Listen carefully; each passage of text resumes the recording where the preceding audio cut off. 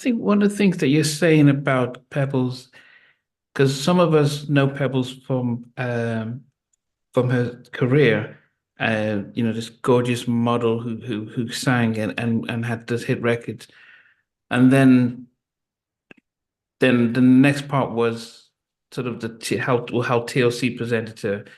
And but what is fascinating is that you from the beginning spoke about how much she was giving of teaching you about the business and even guidance, and it's very unfortunate that that element of Pebbles sort of gets missed out, doesn't get from shared, um, because she didn't need to do that.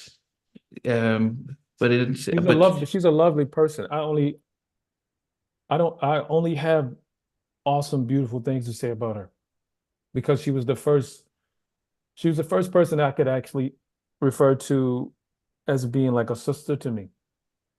She's very protective. She told me, I remember one time she said, never count another man's pocket.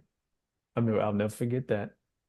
Another one she told me was when it came down to like letting other writers write on my tracks because I had all these like I would write on my tracks, but I had a bunch of them that didn't have anything on it. I remember one time she said, 50% of a smash is better than 100% of nothing.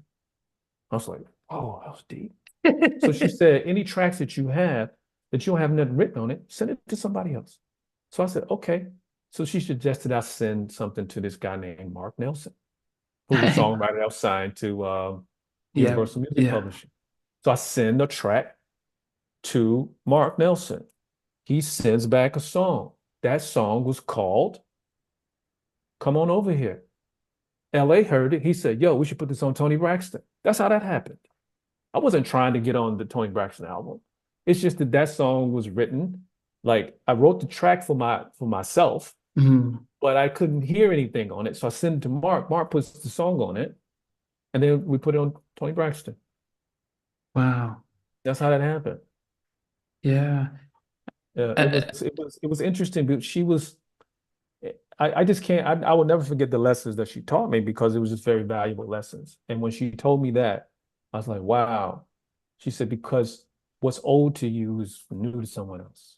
And wow. so I only have and look, I can't speak for experiences that or perceptions that people may have of her. I Mm. know what my experience was with her. And while I was experience every experience I had with her, I also watched how she treated people around us. And Yeah. she was the mother of it all. Like when I say that, meaning like LaFace would not have had me, TLC, Outcast, Organized Noise, none of that. So the majority of that roster wouldn't have been there if it wasn't for Perry. Yeah, and I think that's it. She gets left out of the story, I unfortunately. know. With Because Perry, if it wasn't for Perry, Organized Noise wouldn't have been over there. If Organized Noise wasn't there, they wouldn't have been Outcast, the Goody Mob, or none of that stuff. oh, so she discovered she brought them, or Rico and Wade, she brought them. Yes, because Rico Wade is the person that actually put TLC together. He just didn't want no credit for it. But then you had Ian Burke. Ian Burke was involved. He managed them, and you know, it's really interesting because the way some of these things come together, it's like it's more than one person that plays a part. Yeah. So you had Rico played his part, Ian played his part, and then Perry did her thing. But Mm. all of that, it was all prepackaged. So LaFace was just the machine to put the record out and put the marketing and all that, Yeah. everything that goes behind creating that stardom. So they all work together. And the Yeah. same thing, like Perry flew me down. Perry looked after me and my brother for 6 months before we did our deal with LaFace. And then she basically like just handed me over. And boom, there I was. And so from that, what comes from the Tony Rich project?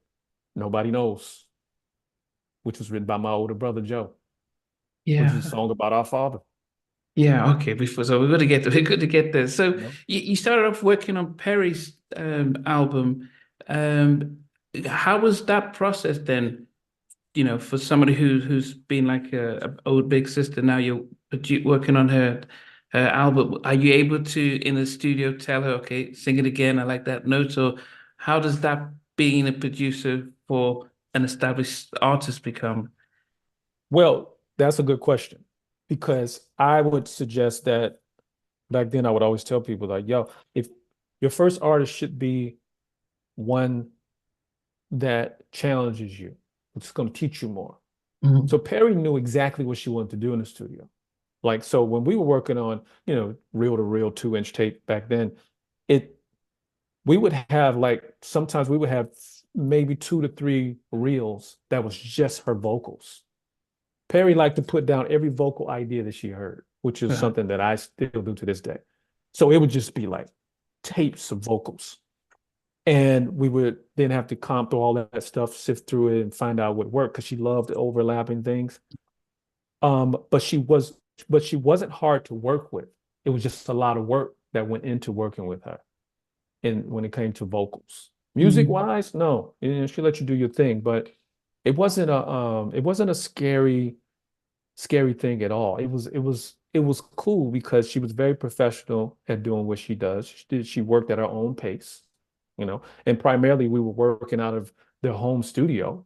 So it Uh, wasn't like the clock was ticking a whole lot. You know what I'm saying? yeah. There was a lot more ease in when it came down to working with her. I enjoyed working with her.